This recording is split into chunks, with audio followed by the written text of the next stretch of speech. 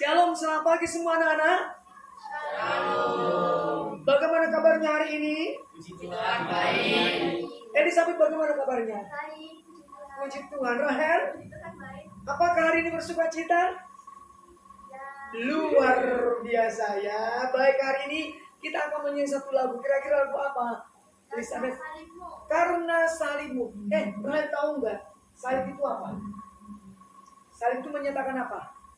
Pengorbanan Kristus. Yes, untuk kita ya. Baik, kita akan menyanyikan satu lagu karena salibmu. Kita mengambilnya sama-sama.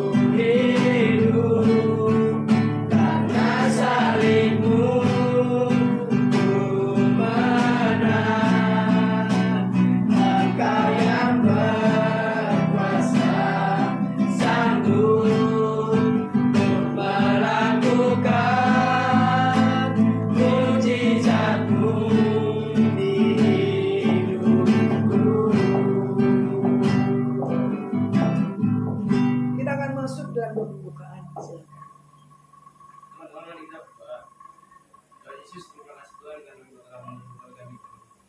Paksa ini Tuhan, Tuhan biar aku sendiri membuat ibadah ini lancar dari awal sampai akhir Tuhan. Dan Engkau sudah bisa memasuki di sini Tuhan. Terima kasih kami Yesus. Kita akan mengucapkan Amin. Oke, terima kasih Duta. Rahel, mau mati nggak untuk orang lain? Mau mati nggak untuk orang lain? Tergantung. Kalau Rahel, tergantung juga. Mengapa?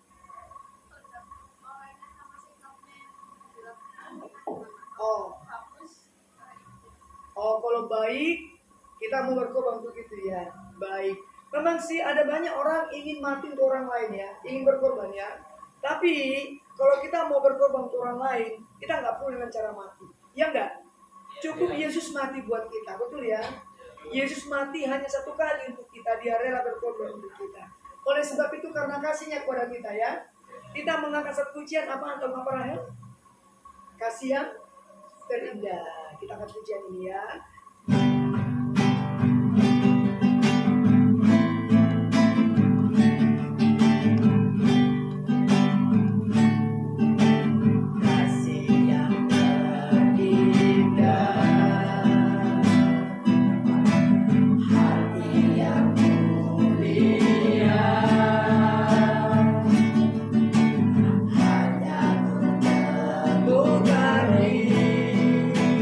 Dalam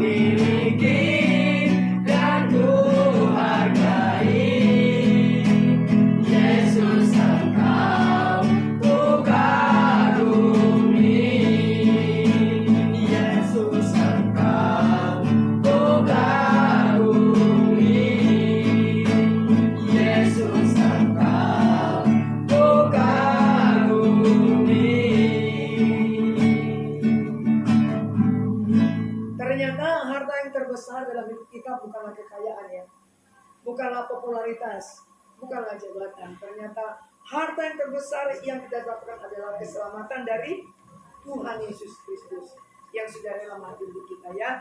Baik anak-anakku, kita akan persiapkan nanti kita hari ini untuk mendengarkan firman Tuhan. Tapi sebelumnya kita angkat satu pujian dulu kembali. Ya, lagu ini mengajarkan kita bahwa biarlah setiap pujian kita, setiap penyembahan kita sampaikan pada Tuhan dengan segenap hidup kita ya. Karena Tuhan sudah menyelamatkan kita, Tuhan sudah memulihkan kita. Saat memasuki hadirat.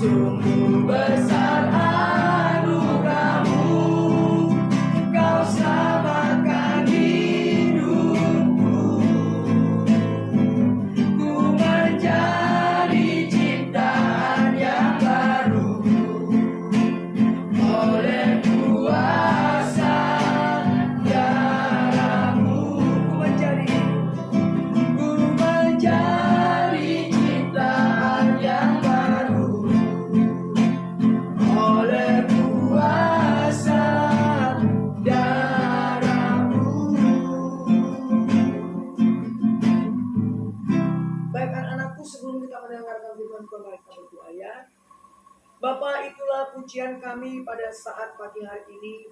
Oleh kuasa darah Yesus yang melayakkan kami, yang menyucikan kami, yang memperkenankan kami, sehingga kami layak di hadirat-Mu, memuji dan memuliakan nama-Mu, menjadi anak-anak-Mu. Kami sungguh bersyukur atas pengorbanan Kristus di atas kayu salib yang rela mati bagi kami, menebus dosa kami, dan menyelamatkan kami. Karena Tuhan sudah memulihkan dan menyelamatkan kami, kami rindu senantiasa boleh memuliakan Tuhan, menyenangkan hati Tuhan dalam hidup kami. Kalau sebentar kami akan bersama-sama belajar, mendengarkan firman-Mu, biarlah sungguh Tuhan berbicara bagi kami, Tuhan buka hati dan pikiran kami. Dalam nama Tuhan Yesus Kristus, kami bersyukur dan berdoa. Amin. Baik anak-anakku, hari kita akan belajar satu tema, makna pengorbanan Kristus dalam hidup kita. Ya, tapi sebelumnya Bapak mau tanya, menurut kalian mengapa Yesus mati untuk kita? Mengapa Yesus mati untuk kita? Menebus dosa-dosa kita. Oke, yang lain. Mengapa Yesus mati untuk kita? Ya? Karena Tuhan mengasihi kita. Yang lain. Mengapa Yesus mati untuk kita? Mengapa Yesus mati untuk kita? Selain karena kasihnya, apalagi? Karena apa? Menebus dosa umat manusia. Masih ingat tidak Yohanes 3:16? Karena begitu besar kasih Allah akan dunia ini, sehingga Ia mengaruniakan anaknya yang tunggal, supaya setiap orang yang percaya kepadanya tidak binasa, melainkan beroleh hidup yang kekal. Inilah alasannya Mengapa Yesus mati rela berkorban untuk kita? Kalau kita membaca Alkitab di dalam Roma 3 ayat 23, semua manusia telah jatuh ke dalam dosa. Ada di sini yang tidak berdosa, anak-anak? Siapa di sini mengatakan saya tidak berdosa, Pak Eben? Angkat tangan. Kalau sampai ada orang mengatakan saya tidak berdosa, jangan-jangan orang itu paling banyak dosanya. Ya, semua manusia berdosa. Entah pendeta, entah romo, entah majelis, Pak Eben, semua kita ini manusia berdosa. Alkitab mencatat di dalam Roma 3:23, karena semua orang telah berbuat dosa dan telah kehilangan kemuliaan Allah. Dan Alkitab juga mencatat, sebab upah dosa itu adalah maut. Ternyata dosa itu begitu serius di hadapan Allah. Maut itu adalah kematian selama-lamanya. Jadi manusia terpisah dari Allah sampai selama-lamanya. Itu adalah upah dosa. Jadi setiap manusia yang berdosa, mereka adalah upahnya adalah kematian sampai selama-lamanya. Kalau cuma mati secara fisik, ya dia akan meninggalkan dunia ini. Tapi bagaimana kalau dia mati selama-lamanya? Terpisah dari Tuhan selama-lamanya. Itu adalah penderitaan terbesar yang dialami oleh manusia. Karena upah dosa adalah maut. Roma 6:23 dikatakan, sebab upah dosa ialah maut. Tetapi karunia Allah ialah hidup yang kekal dalam Kristus Yesus Tuhan kita. Ya, seorang teolog bernama John Calvin pernah berkata, ketika manusia sudah jatuh ke dalam dosa, dia berkata begini, manusia secara total telah rusak. Total definitif. Jadi ketika manusia jatuh dalam dosa, karakternya rusak, moralnya rusak, pikirannya rusak, pengetahuannya rusak, sosialnya rusak, semuanya rusak. Nah, kalau kamu lihat sekarang di TikTok ya, pengalaman-pengalaman yang kamu lihat, kamu saksikan, ya di TikTok sekarang kan banyak yang menceritakan, ada yang mati bunuh diri, ada yang tawuran, ada karena narkoba, bahkan banyak yang kamu lihat sekarang di TikTok atau di media sosial. Itu semua karena manusia sudah jatuh dalam dosa. Maksudnya adalah mati di dalam dosa, dalam naturnya yang sudah rusak itu tidak ada satupun yang dapat meresponi Allah. Nggak ada satupun. Apakah dengan berbuat baik manusia bisa selamat? Menurut Alkitab, perbuatan manusia itu ibarat kain putih yang kena noda. Ya, 10 kali kamu berbuat baik, dengan 1 kali kamu berdosa, maka tiada artinya itu di hadapan Allah. Misalkan suatu hari dia ini berkunjung ke rumah Pak Eben, ya, Pak Eben berkunjung ke rumah dia, ya kunjungan ceritanya ya. Lalu singkat cerita ketika Bapak berkunjung ke rumah dia, Pak Eben itu naik sepeda ontel. Lalu Bapak ketuk pintunya, yang buka dia. Wah, Pak Eben nih, ada apa Pak Eben? Enggak, Pak Eben cuma ingin ketemu sama dia saja. Lalu dia lihat Pak Eben keringatan tuh. Waduh kasihan Pak Eben, kayaknya lapar nih. Habis olahraga nih, kira-kira begitu ya. Lalu dia buka kulkasnya, ada cuma 5 telur. Tak buat telur ceplok aja, tak buat nasi goreng aja sama Pak Eben. Kemudian sama si dia, dibuka kulkasnya, dibukalah telurnya. Telur pertama dibuka, telur kedua kebuka, telur ketiga dibuka, telur keempat dibuka, dikocok sama si dia, dikasih bawang, dikasih lombok, dikasih garam, dikocok. Nanggung, kok tinggal 1 nih sisanya? Sekalian aja, biar Pak Eben ini enak nih makannya, biar puas dan lahap itu ya. Dibuka sama si dia, kecemplung. Ternyata telur kelima itu busuk, lalu kami dikocok sama si dia. Menurut kalian, dia yang benar-benar ya orang yang waras secara psikologisnya ya, layak nggak dia menyajikan sama Pak Eben? Enggak. Mengapa kok nggak layak?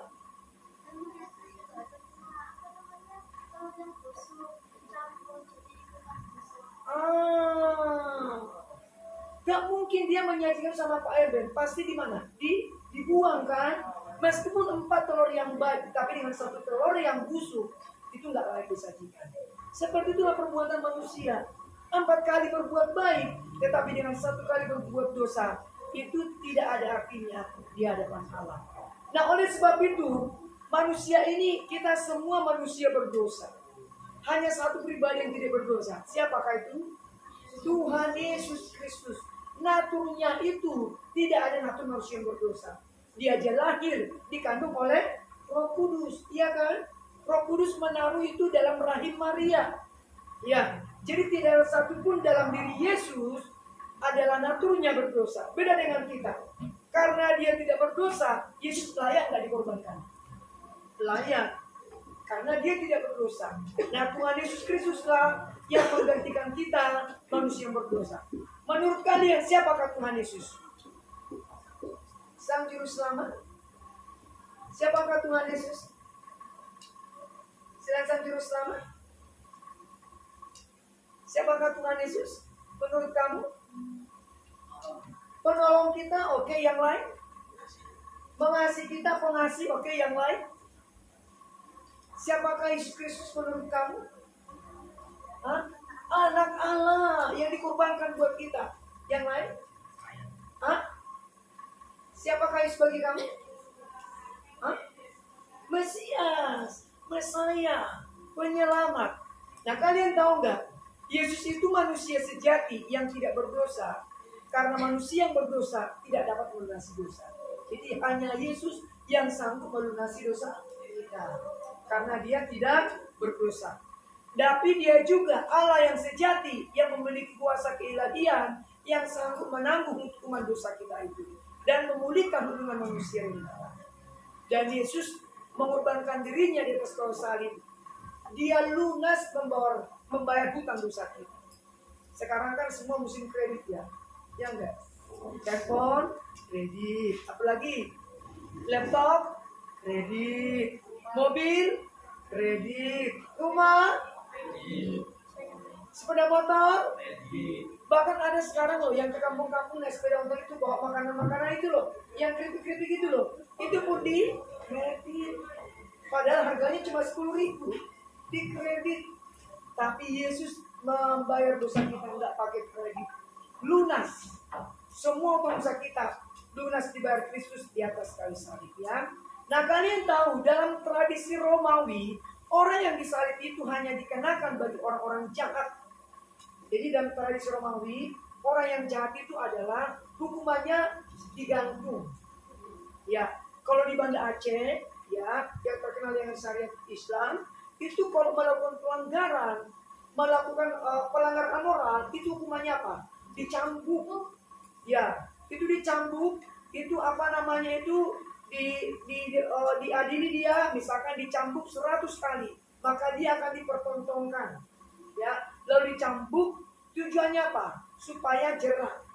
Ya, dalam tradisi Romawi ada juga namanya hukuman, tapi hukumannya itu bukan cambuk, tapi dia adalah disalib. Ya, disalib itu sebuah hukuman. Dan sebelum Yesus disalib, kalian tahu kan kalau kita nonton The Passion of the Christ, dia dicambuk. Ya, bahkan Alkitab mencatat wajahnya itu tidak lagi menyerupai manusia, hancur semua. Itu karena siapa? Karena kita.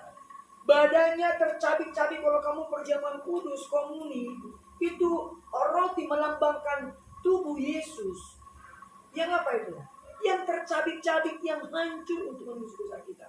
Ketika kita minum anggur, itu sebagai lambang darah Yesus yang tercurah di atas kayu salib, terkucur di atas kayu salib, menebus dosa kita. Nah, masihkah kita ini tidak bersyukur atas karya penyelamatan Kristus? Atau kita memandang diri kita buruk, merasa diri kita tidak berharga, padahal Kristus sudah menebus dosa kita, lunas di atas kayu salib. Salib adalah lambang kutukan di dalam Galatia 3:13. Salib adalah lambang penderitaan, 1 Petrus 3:17. Bahkan salib adalah lambang kebodohan dan kehinaan, 1 Korintus 1:18. Nah, anak-anakku yang kukasihi dalam nama Tuhan Yesus Kristus, penderitaan Yesus Kristus adalah suatu pengorbanan kasih. Jika kita telah mati dengan Kristus, kita percaya bahwa kita juga hidup bagi Kristus. Kalau Kristus sudah berkorban untuk kita, apa yang kita sebut kita bisa berikan untuk Kristus dan sesama? Apa yang bisa kita berikan untuk orang lain? Bapak selalu mengajarkan diri saya, jangan hanya hidup untuk dirimu sendiri. Suatu saat apapun panggilanmu, apapun profesimu, apapun pekerjaanmu, belajarlah berkorban seperti Kristus. Ya, Jangan hanya untuk diri sendiri. Bapak kesaksian sedikit. Bapak bukan orang yang kaya. Ya, saya tidak punya rumah yang mewah, mobil yang mewah. Tapi ada 3 anak jalanan yang Bapak sekolahkan, yang Bapak tampung. Ketika saya dengarkan mereka 9 tahun saya ketemu di jalanan tidak sekolah, hati Bapak itu kasihan dan hancur. Dan Bapak bilang sama istri saya, kita harus sekolahkan anak itu. Ya, ada 3 yang Bapak sekolahkan, 2 ikut dengan saya, 1 ikut dengan mamanya, karena mamanya masih berfungsi. Bapak belajar untuk rela berkorban, dan Bapak punya mimpi. Sama seperti mimpi sama kalian, Bapak punya mimpi dengan kalian. 10 tahun yang akan datang, kalian akan orang-orang yang hebat. Amin. Kalian akan dipakai Tuhan luar biasa menjadi saluran berkat. Percayalah, Tuhan itu sudah, Alkitab mencatat, menyediakan bagi kita masa depan yang penuh dengan apa? Damai sejahtera. Masa depan yang penuh dengan apa? Pengharapan. Bukan rancangan kecelakaan. Tapi iblis yang selalu merancangkan kecelakaan bagi manusia. Karena kita tahu bahwa Kristus sesudah ia bangkit dari antara orang mati, tidak mati lagi. Maut tidak berkuasa lagi atas dia. Roma 6 ayat 8 sampai 9. Kalau kamu membaca Yohanes 19 ayat 30, sesudah Yesus meminum anggur asam itu berkatalah ia, sudah selesai. Lalu ia menundukkan kepalanya dan menyerahkan nyawanya. Arti selesai di sini adalah, sekali lagi, semua hutang dosa kita, untuk dosa kita di masa lalu, masa kini, masa yang akan datang, sudah lunas dibayar oleh Kristus. Makna salib, bagi orang percaya kepada Yesus Kristus, kita ditebus dari hukuman dosa. Yang kedua, diperdamaikan dengan Allah. Kalau dulu kita ini musuhnya Allah, seterunya Allah, sekarang kita adalah sekutunya Allah. Ya, sekarang kita berdamai dengan Allah. Dan yang ketiga, makna pengorbanan Kristus dalam diri kita. Ketika kita percaya kepada Yesus Kristus sebagai Tuhan dan Juru Selamat kita, kita dibenarkan. Dibenarkan karena apa? Karena kita beriman kepada Yesus Kristus. Yang keempat, hidup di dalam pengharapan. Salib adalah puncak kasih Allah kepada manusia. Berapa banyak anak remaja kalau kamu nonton di video ya, hanya gara-gara handphone tidak disediakan orang tuanya. Ya, hanya gara-gara sedikit perkataan dari orang tuanya kabur. Ya, berapa banyak anak-anak remaja yang depresi, frustasi, bunuh diri. Ya, dia suicide, bunuh diri, melompat dari sekolahnya dari lantai 4, dari lantai 5, hanya gara-gara sepele. Dia merasa tidak ada lagi jalan keluar atas persoalannya. Dia merasa buntu. Dia merasa berjalan sendiri anak-anaknya. Ya, tetapi makna salib Kristus bagi kita, selain itu karena dibenarkan karena iman, tapi sebagai pengharapan buat kita bagi anak-anaknya ya. Nah, anak-anakku yang kukasih dalam Yesus Kristus, di dalam Roma 5 ayat 1 dikatakan, sebab itu kita yang dibenarkan karena iman, itu bahasa aslinya dipakai kata pistis. Kita hidup dalam damai sejahtera dengan Allah oleh karena Tuhan kita Yesus Kristus. Jadi setiap orang yang percaya kepada Yesus Kristus, dia berdamai dengan Allah, ada damai sejahtera. Kalau ada orang itu kehilangan damai sejahtera, gak ada sukacita, berarti orang itu belum ada Kristus di dalam hidupnya. Bagaimana mungkin orang sudah ada Kristus dalam hidupnya, dia tidak berdamai? Harusnya dia berdamai dengan Allah, berdamai dengan sesama, berdamai dengan diri sendiri. Ada damai sejahtera dan ada sukacita karena Kristus telah membenarkan kita. Istilah pembenaran ini Bapak berikan sebuah ilustrasi. Pada saat kalian ujian sekolah misalkan UTS atau PAS gitu ya, ini analogi sebuah contoh. Semua jawaban kalian itu salah. Contoh saja. Tapi karena Bapak berbelas kasihan sama kalian, yang salah itu Bapak benarkan. Bapak benarkan. Yang salah saya hapus yang salah, lalu kemudian saya benarkan. Semua yang salah itu Bapak benarkan. Karena kenapa? Karena Bapak kasihan, berbelas kasihan sama kalian. Aduh, kasihan nanti kalau raportnya agama itu merah, gak bisa naik kelas, gak bisa lulus. Maka Bapak itu sebuah contoh, berbelas kasihan sama kalian. Maka dibenarkan sama Bapak. Itu sebuah gambaran. Hidup kita ini semua salah di hadapan Tuhan. Setiap hari kita disalah di hadapan Tuhan. Meleset dari sasarannya Tuhan. Tidak ada satupun firman kita setiap hari yang benar di hadapan Tuhan. Semuanya meleset. Ibarat seorang sedang memanah, dia menancapkan panahnya tapi nggak pernah kena sasaran, selalu meleset. Begitulah kehidupan kita yang selalu berdosa. Tetapi Tuhan membenarkan kita ketika kita percaya kepada-Nya, ada damai sejahtera bagi kita. Oleh karena itu, karena kita telah dibenarkan karena iman atau bisnis, kita memiliki damai sejahtera dengan Allah melalui Tuhan kita, Yesus Kristus. Roma 5 ayat 1. Ya. Kristus membenarkan hidup kita melalui iman kepada Yesus Kristus. Dibenarkan karena iman kepada Kristus Yesus di dalam Roma 3 ayat 22. Dibenarkan maksudnya adalah kita dibenarkan melalui penebusan Yesus Kristus. Roma 3:24. Kristus adalah jalan pendamaian karena iman kita. Roma 3:25. Kita dibenarkan dengan cuma-cuma oleh karena kasih karunia. Roma 3 ayat 24.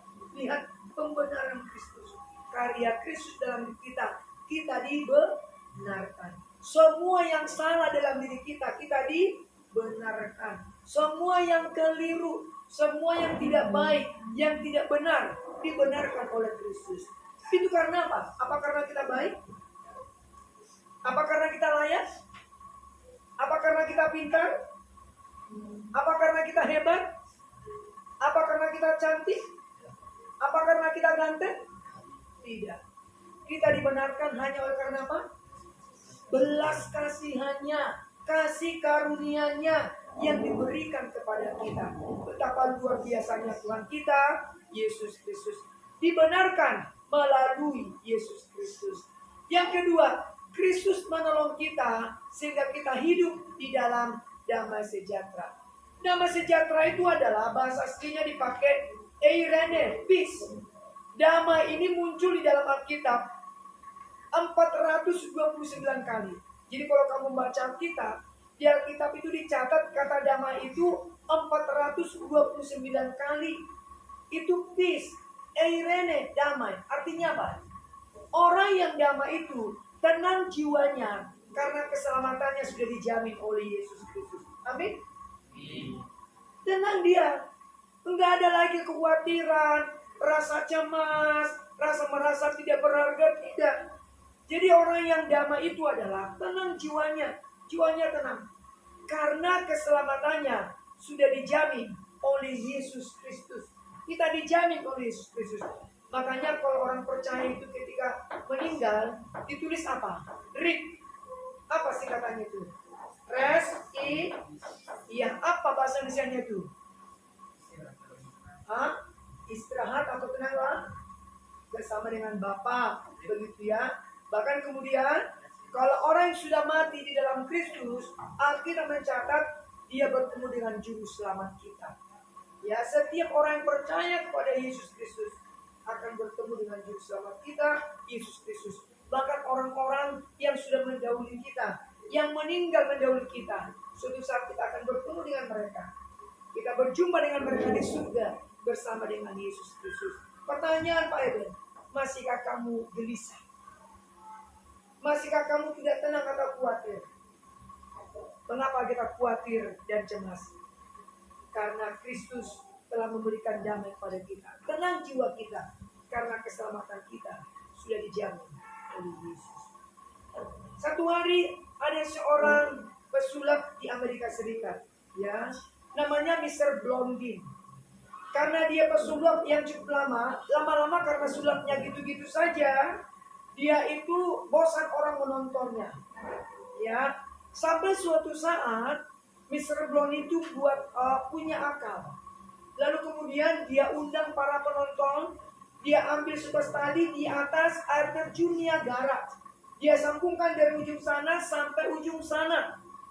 Lalu Mr. Blondin bertanya kepada audiens, pada para undangan, orang yang menonton dia, kalian percaya saya bisa menyeberangi air terjun Niagara ini dari seberang sini sampai seberang sana?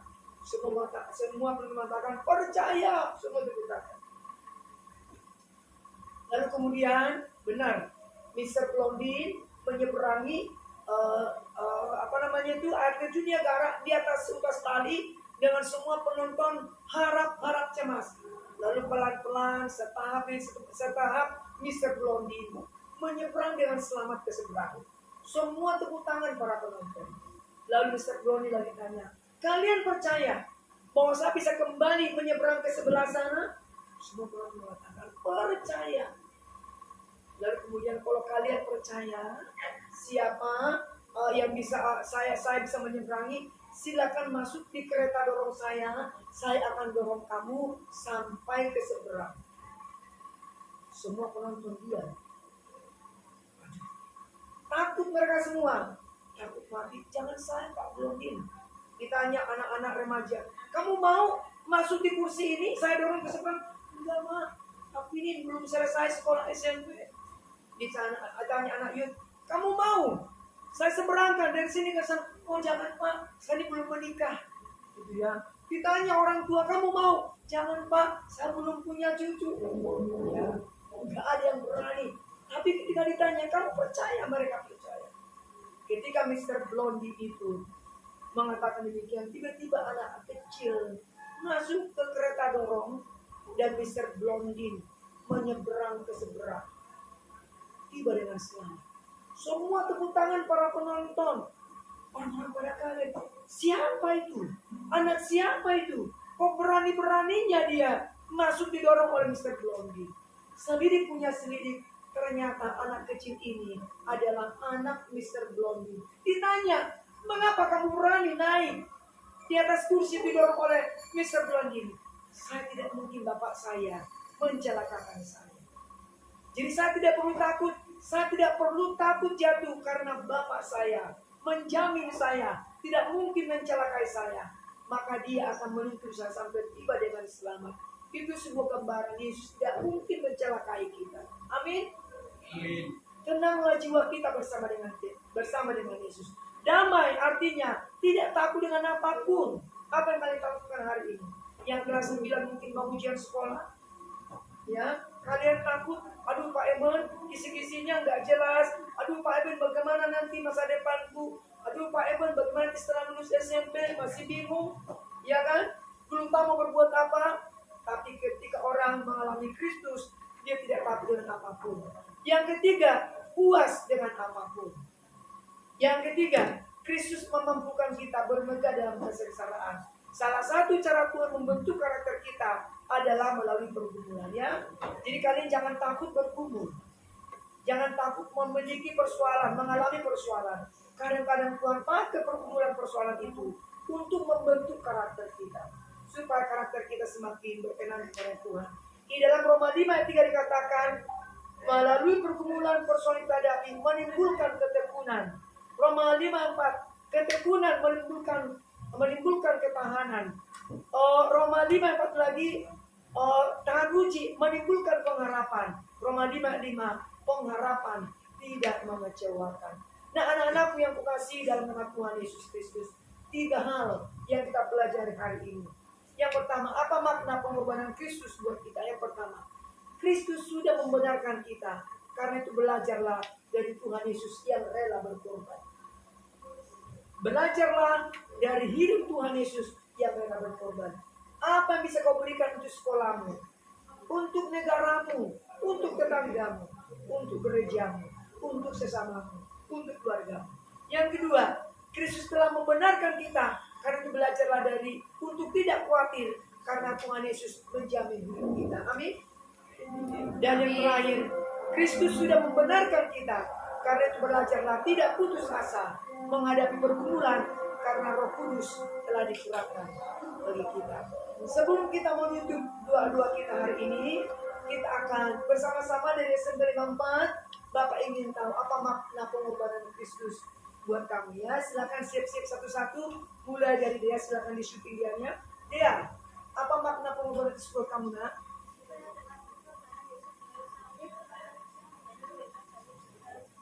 Luar biasa. Pengorbanan Kristus sekali membebaskan kita dari dosa. Evelyn, apa makna pengorbanan Kristus buat kamu?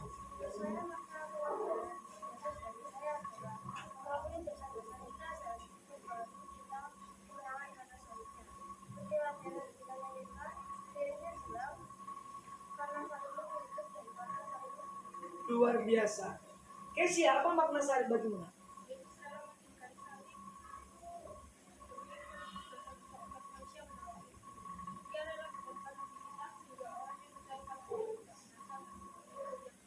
Yes. Apa makna pengorbanan?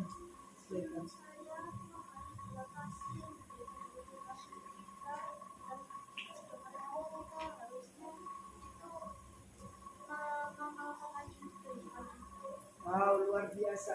Nah, apa makna pengorbanan Kristus bagi kamu?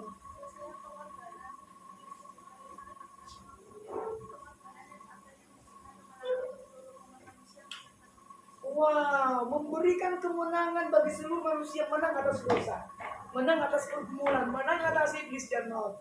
Apa makna pengorbanan Kristus bagi kamu? Nah? Menurut saya, Yesus Kristus disalib untuk manusia dan menghindari perbuatannya. Wow, luar biasa. Satria, apa makna pengorbanan Kristus buat kamu? Nah? Menebus dosa buat manusia, keren. Luis, Menurut saya itu menjadi pengingat untuk umat Kristen untuk tidak melakukan dosa. ya, untuk tidak melakukan dosa, berhati-hati berbuat dosa ya, karena keselamatan Kristus luar biasa. Ya, apa makna pengorbanan Kristus buat kamu? Nah? Menjadi pengingat bagi umat Kristen untuk tidak melakukan hal-hal yang tidak baik. Ya, menjadi pengingat buat kita supaya kita tidak melakukan hal tidak baik. Ya, Duta. Bukti kasih Yesus sehingga ia rela berkorban diri dari Buktinya. Lanjut. Ya, apa makna pengorbanan Kristus buat kamu? Nah? Ya. Apa? Yang mana? Apa makna pengorbanan Kristus buat kamu? Menebus umat manusia. Jacqueline. Kasih Allah akan manusia. Bagi kamu. Ya, pengampunan dosa. Nah, anak-anakku, itulah firman Tuhan. Hari kita belajar bersama-sama ya. Para hadirin sekalian, anak-anakku sekalian, para penonton sekalian, apa makna pengorbanan Kristus bagi kamu? Paling tidak sebuah refleksi bagi kita. Belajarlah berkorban seperti Yesus. Yang kedua, belajarlah untuk tidak khawatir karena Yesus menjamin hidup kita. Yang ketiga, karena Kristus telah membenarkan kita. Kita nggak perlu putus asa karena Roh Kudus telah dicurahkan bagi kita. Amin, mari kita berdoa. Bapa di surga, terima kasih Tuhan pada saat pagi hari ini kami bersyukur Tuhan sudah memberkati, menyertai acara kami dari awal sampai akhirnya. Biarlah makna pengorbanan Kristus bagi kami menolong kami semakin mengenal Tuhan, semakin bertumbuh dalam iman, semakin membawa kami di dalam pengenalan akan Kristus. Terpujilah Engkau ya Tuhan, inilah doa kami di dalam nama Tuhan Yesus Kristus. Kami sudah bersyukur dan berdoa. Amin. Satu tugas untuk kalian para penonton. Setelah kalian menonton video ini, yang pertama adalah mengapa Yesus mati buat kamu. Yang kedua, bagaimana caranya supaya hidup kita semakin berkenan pada Tuhan. Demikianlah hari ini kami dari SMP Negeri 54 Surabaya melayani Bapak Ibu sekalian dan anak sekalian. Tuhan Yesus memberkati. Shalom.